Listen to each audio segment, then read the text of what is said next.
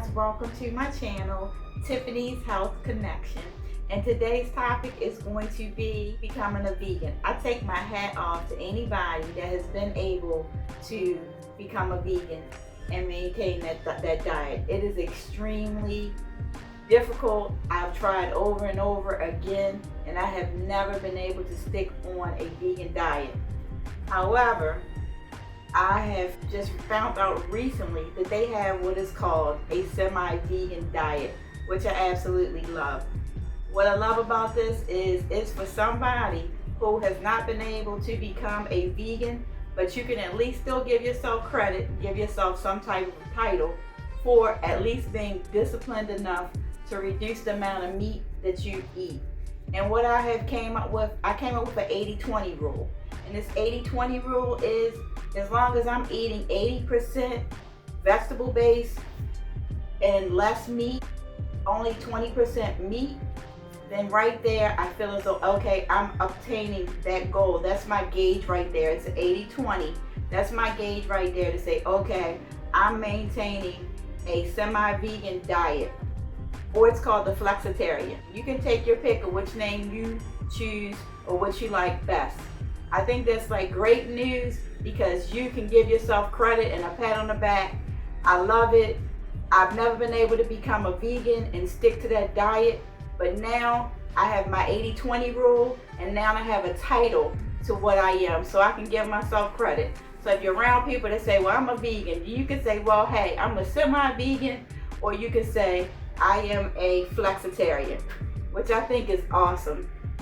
Another thing is, if you have a family and you're trying to introduce your family into better healthy eating habits, what you guys can do, just as a suggestion, you guys can this year say, this is our goal. Our goal is to eat 50% less meat and junk food than we did last year. And then you can also consider yourself a flexitarian or a semi-vegan. That is a transition that you're working towards for your family. I have another suggestion. If you have a family or you as a couple, you guys are trying to make a lifestyle change, another suggestion is on Mondays, you can do meatless Mondays.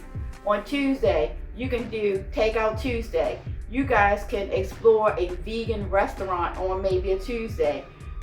There's all type of endless options that you can do becoming a vegan or becoming a semi-vegan or becoming a flexitarian.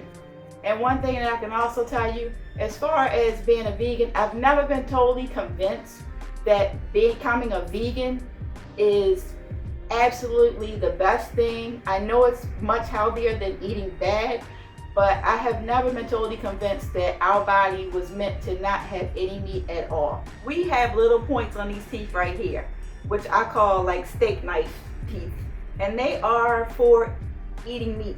With that being said, we all are created a way and designed to survive and what we are supposed to be eating and how we're supposed to be living. The way that our body is designed and the way that our teeth are structured, it is obvious that we are not created just to eat vegetables only.